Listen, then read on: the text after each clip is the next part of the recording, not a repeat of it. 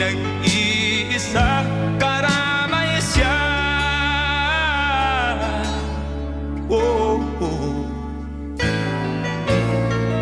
Ang ibon sa kaparangan, minsan may di tinitipdan, higit kanyang minamahal, pagkat ika'y kanyang nilalang.